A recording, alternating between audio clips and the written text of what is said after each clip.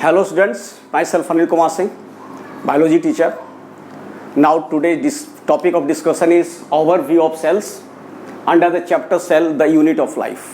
हम लोगों ने लास्ट क्लास में जब इंट्रोडक्शंस लिया था इस चैप्टर का cell the unit of life में हम लोगों ने सेल का इंट्रोडक्शन के बारे में डिस्कस किया था और उसके बाद हम लोगों ने सेल के हिस्ट्री के बारे में डिस्कस किया था और सेल थ्योरी के बारे में भी हम लोग डिस्कस किया था।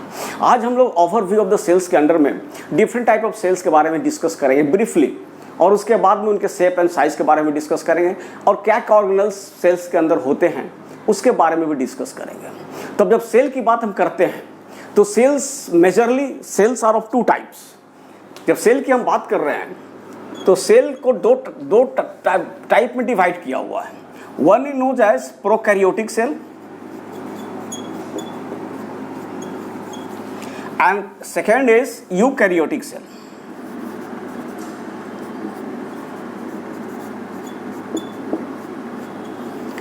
पर प्रोकैरियोटिक सेल्स प्रिमिटिव सेल्स होते हैं एंड ये सेल्स प्रोकैरियोटिक सेल्स के अंदर बैक्टीरियल सेल्स भी आते हैं।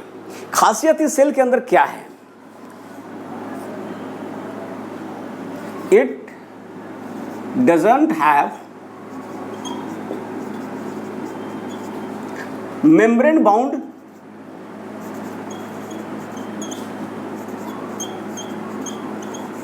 organelles.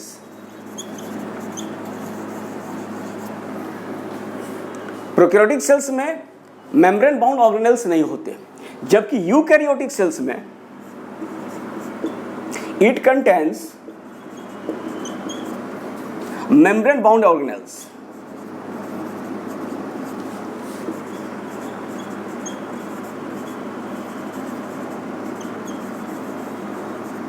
ऑर्गेनेल्स के बारे में आप जानते ही होंगे, जैसे सेल्स के अंदर ऑर्गेनेल्स हैं, जैसे मिटोकॉन्ड्रिया है, गोल्जी बॉडीज है, एंडोप्लाज्मिक रेटिकुलम, उसको हम ऑर्गेनेल्स बोलते हैं।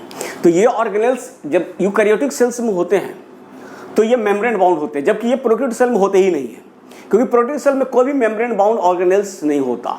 और सम साइंटिस्ट यहाँ तक बोलते हैं कि प्रोकैरियोटिक सेल्स में ऑर्गेनेल्स होते नहीं हैं, क्योंकि ऑर्गेनेल्स का मतलब होता है मेम्ब्रेन बाउंड, और मेम्ब्रेन बाउंड कोई भी स्ट्रक्चर्स प्रोकैरियोटिक सेल्स में नहीं होते हैं। ऑर्गेनेल्स का मतलब वो tiny structure that is present in the cytoplasm of the cells. तो ये प्रोकैरियोटिक सेल्स में मेम्ब्रेन बाउंड ऑर्गेनेल्स नहीं होते, तो उसके एग्जांपल्स क्या हैं? किस सेल को हम प्रोकैरियोटिक सेल कहेंगे? तो एक एग्जांपल है major, that is bacteria, cyanobacteria. Cyanobacteria जैसे ब्लू ग्रीन एल्गी जिसको बोलते हैं, ब्लू ग्रीन एल्गी भी प्रोकैरियोटिक सेल का एक टाइप है। और यूकैरियोटिक सेल्स के अंदर हम लोग जानते हैं प्लांट सेल है, प्लांट सेल्स हैं, एनिमल सेल्स हैं, एटसेट्रा। और भी सेल्स इसके अंदर आते हैं, जैसे फंगी है, एल्गी है, इसके अंदर आते हैं यूकैरियोटिक सेल्स के अंदर। तो मेजर हमको इतना ध्यान में रखना है कि जब भी प्रोकैरियोटिक सेल आता है तो हमारे दिमाग में ये होना चाहिए कि इसमें मेम्ब्रेन बाउंड ऑर्गेनेल्स नहीं होते हैं। और एक चीज और इंपॉर्टेंट थिंग्स है कि प्रोकैरियोटिक सेल्स में न्यूक्लियस नहीं होता। रादर हम ये कह सकते हैं कि prokaryotic cells doesn't contains membrane bound nucleus.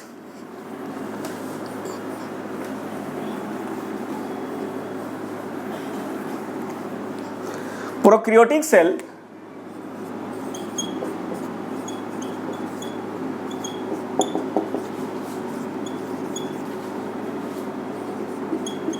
doesn't have membrane bound nucleus.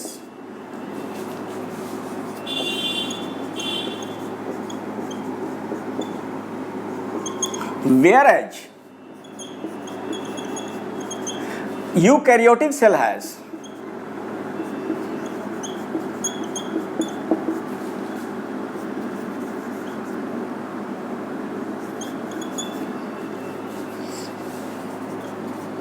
membrane bound nucleus।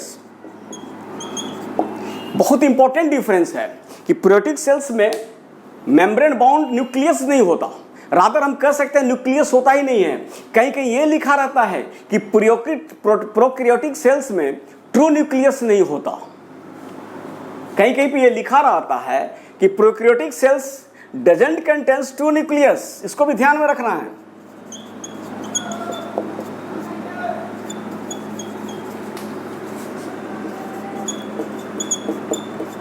do not contain, prokaryotic cells doesn't contain true nucleus, क्योंकि ये मेम्ब्रेन बाउंड कोई भी स्ट्रक्चर्स नहीं होते।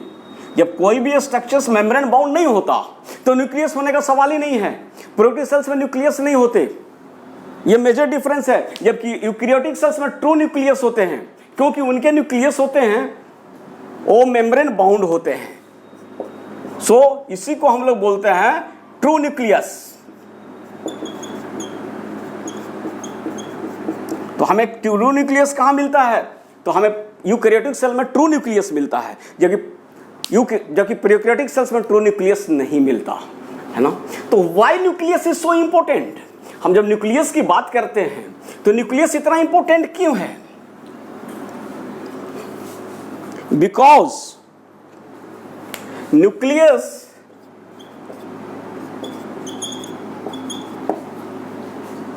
is an very important organelle.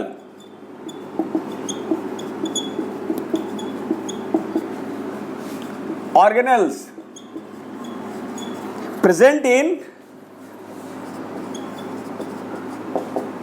eukaryotic cell.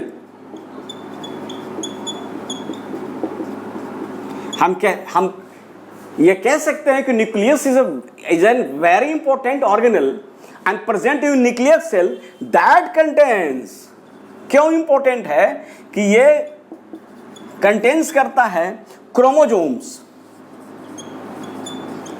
It contains chromosomes and DNA, that is genetic material जिसको हम बोलते हैं। डीएनए जेनेटिक मटेरियल है, कोई भी सेल का जेनेटिक मटेरियल होता है डीएनए। सम सेल्स में आरएनए भी जेनेटिक मटेरियल्स मिलते हैं, कुछ सेल्स ऐसे भी हैं जिनका आरएनए जेनेटिक मटेरियल होता है। राइबोन्यूक्लिक एसिड और डिऑक्सी राइबोन्यूक्लिक एसिड डीएनए हुआ है भी जेनेटिक मटेरियल ही है। और मैक्सिमम सेल्स में डीएनए ही मिलता है, बहुत कम सेल्स में हमें आरएनए जेनेटिक मटेरियल्स मिलते हैं। आरएनए के और अदर फंक्शंस है, बट जेनेटिक मटेरियल्स की जहां तक बात है मैक्सिमम सेल्स में हमें डीएनए ही जेनेटिक मटेरियल्स मिलता है। कुछ एक सेल्स को छोड़ दें तो कुछ एक सेल्स में आरएनए भी जेनेटिक मटेरियल्स है। तो जेनेटिक मटेरियल्स कहां होते हैं? And genetic material is present on chromosomes। तो हमें ये देखना है, समझना है कि न्यूक्लियस क्यों इंपॉर्टेंट है। कि nucleus is an very important organelles present in eukaryotic cell that contains chromosomes and DNA is present on chromosomes. इसलिए इंपॉर्टेंट है कि इसमें क्रोमोजोम होते हैं न्यूक्लियस के अंदर, और न्यूक्लियस के अंदर जब क्रोमोजोम्स होते हैं तो क्रोमोजोम पर डीएनए होता है, एक जेनेटिक मटेरियल है, और ये यूकैरियोटिक सेल में मिलता है। तब सवाल उठती है कि प्रोकैरियोटिक सेल में क्या डीएनए नहीं होते? नहीं, प्रोकैरियोटिक सेल्स में भी डीएनए होते हैं, लेकिन वो न्यूक्लियस के अंदर नहीं होते, क्योंकि न्यूक्लियस वहां नहीं होता है। DNA is present in cytoplasm in prokaryotic cells. एक मेजर डिफरेंस है जो यूकैरियोटिक सेल और प्रोकैरियोटिक सेल के बारे में हम डिस्कस कर रहे हैं। आगे जब हम इंडिविजुअली पढ़ेंगे यूकैरियोटिक सेल के बारे में एंड प्रोकैरियोटिक सेल्स के बारे में इंडिविजुअली पढ़ेंगे, तो हम लोग उसको बहुत ज़्यादा विस्तार से इसके बारे में डिस्कस करेंगे। Genetic material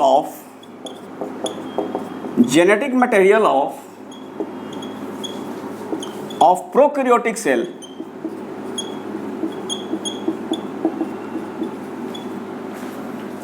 present in cytoplasm, and the reason जिस रीजन में, जिस क्षेत्र में where DNA is present,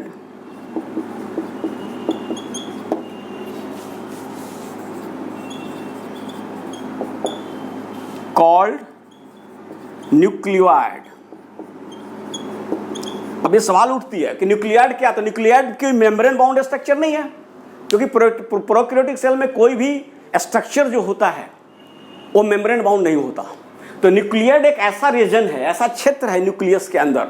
हम लोग जब प्रोकैरियोटिक सेल्स के बारे में डिस्कस करेंगे तो उसके स्ट्रक्चर के बाद हम लोग उसको डिस्कस करेंगे, आगे उसके बारे में विस्तार से पढ़ेंगे। तो रीजन जो क्षेत्र में डीएनए पाया जाता है, जो पार्ट में, उसको हम न्यूक्लियोइड बोलते हैं।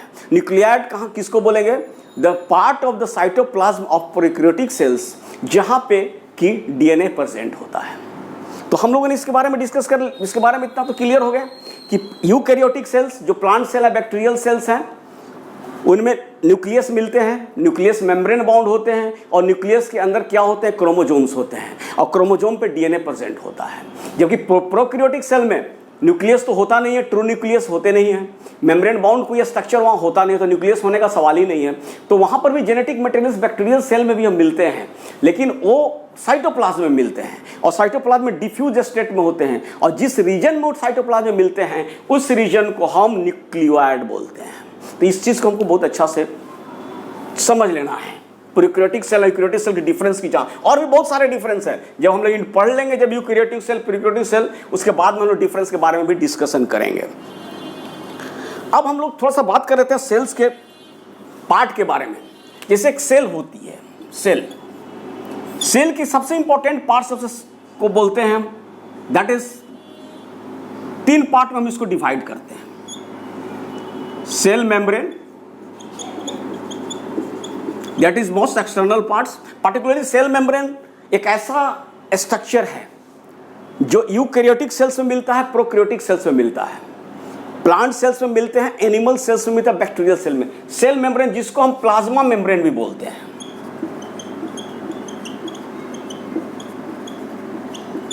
It present in all type of cells. उसके बाद सेल का दूसरा इंपॉर्टेंट पार्ट होता है, दैट इज साइटोप्लाज्म। अब साइटोप्लाज्म क्या है?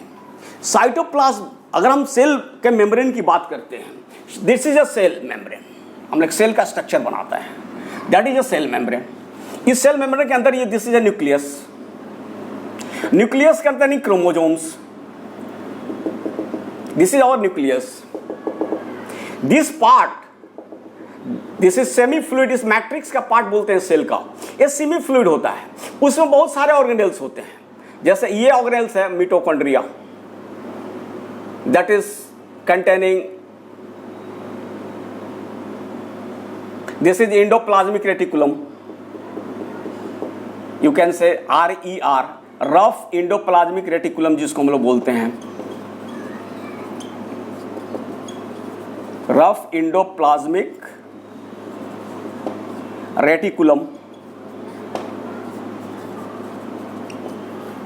ये हुआ माइटोकॉन्ड्रिया। आगे हम इसके बारे में थोड़ी सी ब्रीफली डिस्कस करेंगे। उसके बाद ये दिस इज, बहुत सारे राइबोसोम्स होते हैं। अब क्या है इसके बारे में भी हम लोग आगे discuss. Ribosome, then suppose this is vacuoles.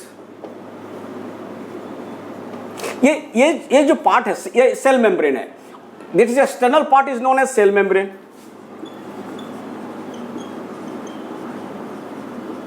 जब सेल मेम्ब्रेन में सेल के अंदर हम जाते हैं तो हमको जो ये स्पेस मिलता है, that is a vacant space that containing some organelles. और भी बहुत सारे ऑर्गेनेल्स होते हैं, जैसे गोल्गी बॉडीज है, गोल्जी बॉडी। तो ये जो पार्ट होता है, जो स्पेस, खाली स्पेस जो होती है, जिसमें बोलते हैं जो सेमी फ्लूइड मैट्रिक्स होता है, उसका जो सेमी फ्लूइड्स मैट्रिक्स फिल होता है, और ये इस एरिया को हम बोलते हैं साइटोप्लाज्म। साइटोप्लाज्म के अंदर ही ऑर्गेनेल्स होते हैं सेल के मुख्यतः। और उसके बाद जो अंदर में सेंट्रल में जो स्ट्रक्चर्स होता है, जिसके बारे में भी डिस्कस कर रहे हैं, दैट इज न्यूक्लियस। और न्यूक्लियस के अंदर क्रोमोजोम्स होते हैं। क्रोमोजोम ऐसे नजर नहीं आते हैं, सेल डिवीजन के समय ही नजर आते हैं, मैंने इसे दिखा दिया। बट क्रोमोजोम इज नोट, यहाँ पर छोटे छोटे सर्किल्स होते हैं, हल्के हल्के छोटे छोटे, जिसको हम बोलते हैं nucleolus. Nucleolus, that is known as nucleolus. Small structure इसके अंदर होता है। तो ये तो न्यूक्लियस हो गए। उसके न्यूक्लियस के आउटर पार्ट्स को हम, और the part between cell membrane और nucleus is known as cytoplasm. तो साइटोप्लाज्म में भी 2 पार्ट होते हैं साइटोप्लाज्म का। एक पार्ट इसका होता है जिसको हम साइटोसोल बोलते हैं, और दूसरा पार्ट है जिसको बोलते हैं organelles.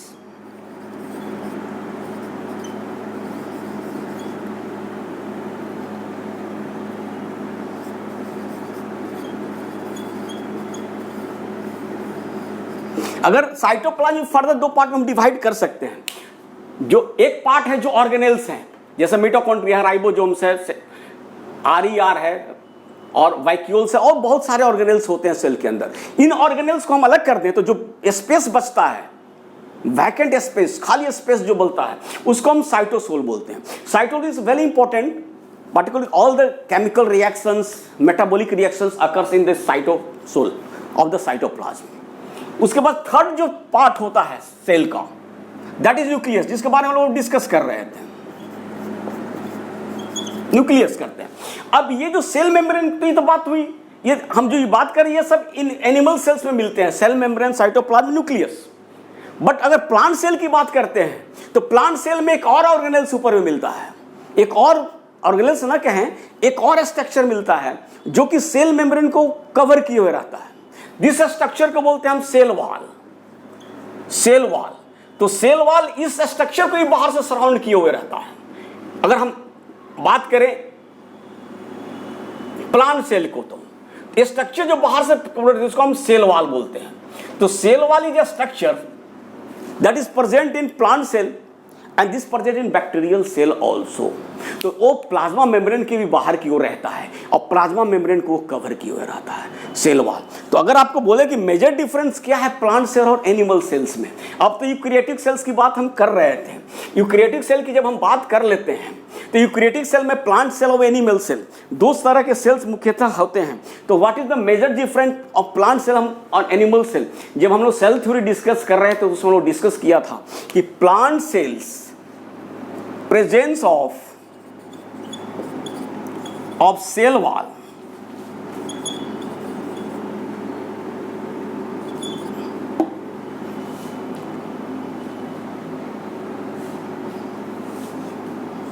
is a characteristic of plant cell. Presence of cell wall is a characteristic of plant cell. और plant cell wall is absent in animal cell. ये भी हम लोग दिमाग में रखना है कि cell wall is not present. Cell wall is not present in animal cell. Animal cell में हमें सेल वॉल नहीं मिलता, बट प्लांट सेल में हमें सेल वॉल मिलता है। बहुत बड़ा डिफरेंस है प्लांट सेल और एनिमल सेल्स के अंदर। रादर देखिए, सेल वॉल की जब जहाँ तक बात करें, आगे हम पढ़ेंगे कि सेल वॉल आपको प्लांट सेल भी मिलता है, बैक्टीरियल सेल्स में मिलता है। Cell wall is also present in bacterial cells. कुछ ऐसे बैक्टीरियल सेल हैं जिसमें सेल वॉल नहीं होता, लेकिन मेजर बैक्टीरियल सेल में सेल वॉल भी मिलते हैं। फंगी में भी सेल वॉल मिलते हैं, अलगी में भी सेल वॉल मिलते हैं, बट एनिमल सेल में सेल वॉल नहीं मिलते। तो animal cell and other cell को हम डिफरेंशिएट कर सकते हैं on the basis of cell wall also.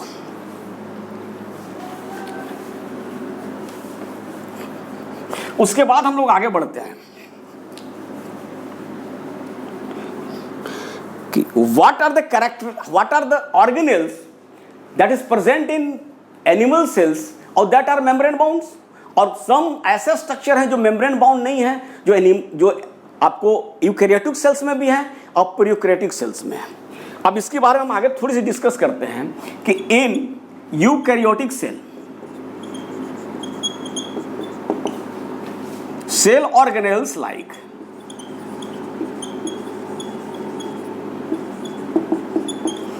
like mitochondria, endoplasmic reticulum,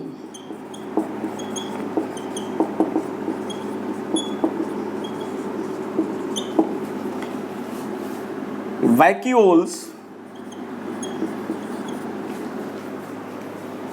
Golgi body,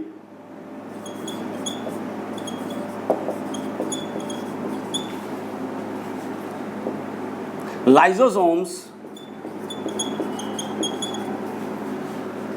etc. are membrane bound.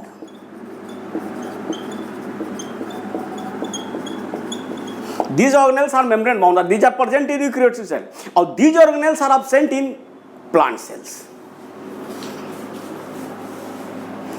These organelles are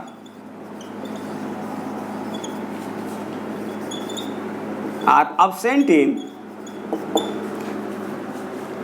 prokaryotic cell.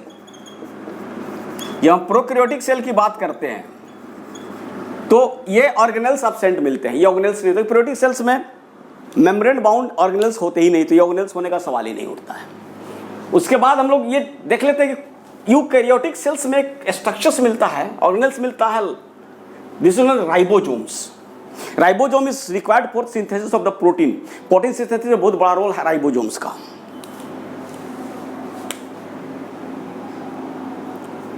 Ribosome is present both eukaryotic and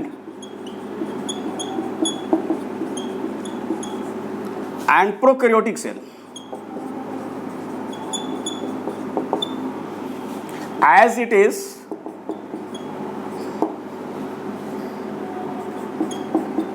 not, as it is not a membrane bound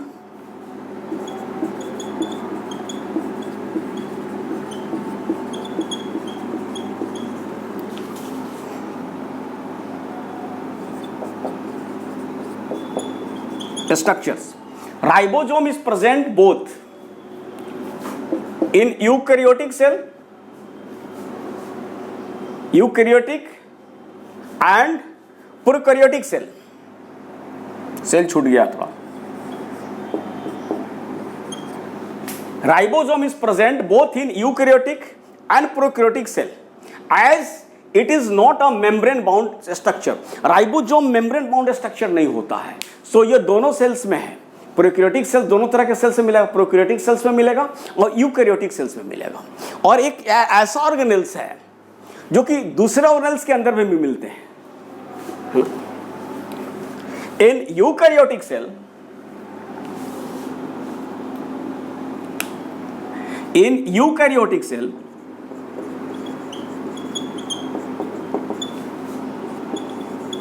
ribosome also present in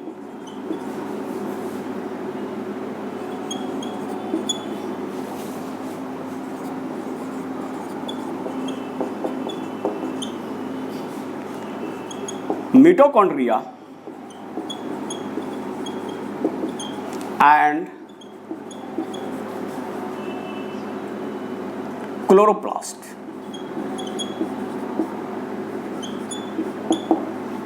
In eukaryotic cell, ribosome mitochondria and chloroplast में मिलता है। Chloroplast में plant cell में मिलता है, mitochondria plant cell, animal cells दोनों में मिलते हैं और दोनों में राइबोसोम्स ऑर्गेनेल्स के अंदर होता है। तो हम ये राइबोसोम एक ऐसा और स्ट्रक्चर्स है तो साइटोप्लाज्म में होता ही होता है, ऑर्गेनेल्स के अंदर भी होता है, माइटोकॉन्ड्रिया में भी होता है, क्लोरोप्लास्ट में भी होता है।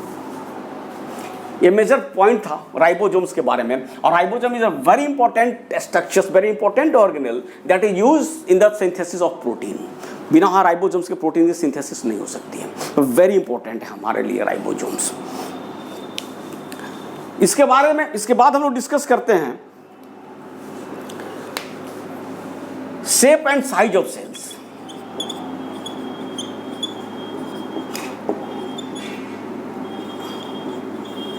एक चीज और ध्यान में रखिएगा, जब हम एनिमल सेल और प्लांट सेल की बात कर रहे हैं तो एक और ऑर्गेनेल है जो कि प्लांट सेल्स में नहीं होता लेकिन एनिमल सेल्स में होता है, जिसको बोलते हैं centrioles.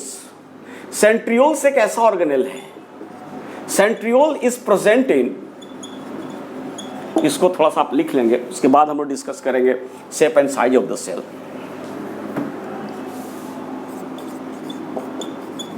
Centriole is present in animal cell,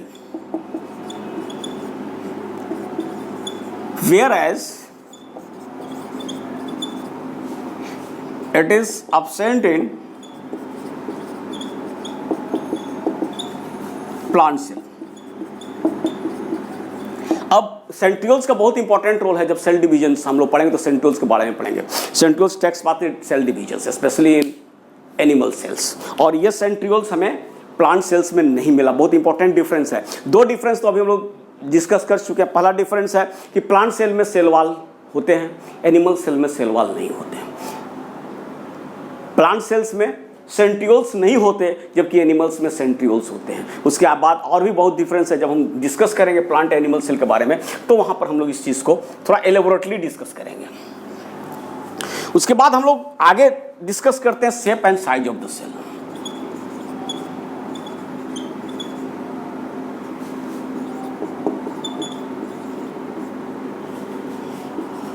shape and size of the cells. देखिए सेल्स जो हमारे बॉडी में डिफरेंट टाइप के सेल्स हैं, हमारे बॉडीज में, प्लांट्स में, बैक्टीरिया में, डिफरेंट ऑर्गेनिजम्स में हैं और डिफरेंट रोल प्ले करते हैं, तो उनका शेप और साइज भी बहुत वैरी करता है।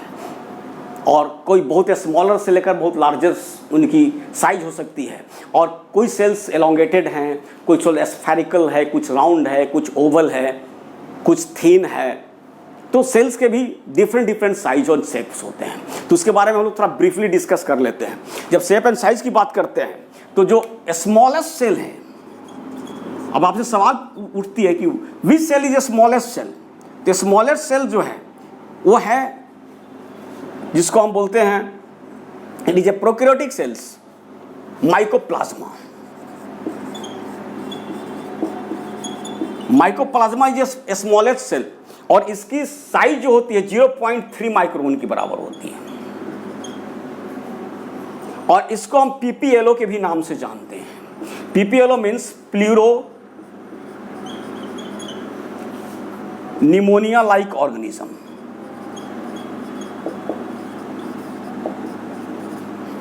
ऑर्गेनिजम्स एक पीपीएलओ है जिसको हम माइकोप्लाज्मा बोलते हैं। माइकोप्लाज्मा पीपीएलओ लिखी हुआ और उसकी साइज होती है 0.3 माइक्रोन और सबसे स्मॉलेस्ट सेल होते हैं माइक्रो। तो लार्जेस्ट सेल कौन होता है? जब लार्जेस्ट सेल की बात आती है तो है egg of ostrich. Egg of ostrich, शुतुरमुर्ग का जो एग होता है, आइसोलेटेड लार्जेस्ट सेल है इन द वर्ल्ड, और इसकी साइज होती है, डायमीटर जो होता है इसका वो 15 सेंटीमीटर्स होता है, एंड वेट होती है 1.3 kg। इसकी वेट 1.3 kg होती है और डायमीटर 15 सेंटीमीटर्स होता है, और वो लार्जेस्ट सेल है एग ऑफ ऑस्ट्रिच। उसके बाद सवाल आती है कि which cell is the longest cell. इसके बारे में भी हमें जान लेना चाहिए कि लॉन्गेस्ट सेल कौन सा सेल है। तो लॉन्गेस्ट सेल है neuron. Neuron is longest cell, और इसकी जो साइज होती है लेंथ अप टू 2 मीटर हो सकता है।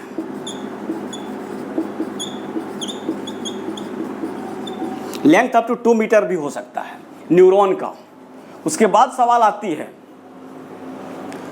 कि डिफरेंट सेल्स हमारे बॉडी में होते हैं, जैसे एक आरबीसी है, रेड ब्लड सेल्स। इसकी साइज क्या होती है? इसकी साइज होती है 7 माइक्रोन। ये one of the smallest cell है हमारे बॉडी में, जिसकी साइज होती है 7 माइक्रोन के मीटर बराबर। तो हुआ डिफरेंट सेल्स के बारे में। ऐसे भी सेल्स की वैरीज करती है। जब हम बात करते हैं बैक्टीरिया के सेल्स का, तो बैक्टीरियल सेल की जो साइज होती है, साइज ऑफ बैक्टीरियल सेल,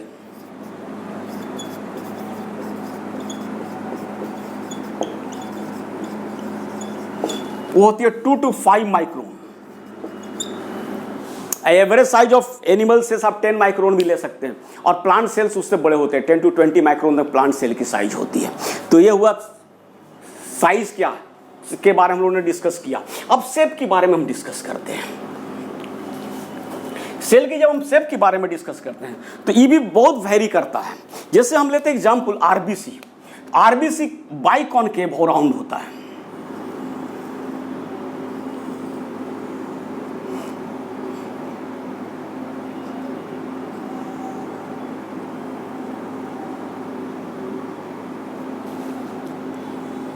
कुछ आरबीसी ओवल भी होते हैं। तो इनकी साइज जो होती है आरबीसी की, वो राउंड एंड बाइकॉनकेव। हमारे आरबीसी जो ह्यूमन में होते हैं बाइकॉनकेव होते हैं। वही अगर आप फ्रॉग में चले जाएंगे तो वहाँ का आरबीसी जो होता है बाइकॉन्वेक्स होता है। तो आरबीसी की भी साइज शेप वेरी करते रहता है, साइज एंड शेप वेरी करते रहता है। उसके बाद आता है एक सेल्स, हमने प्लांट में डिस्कस किए होंगे, करेंगे आगे।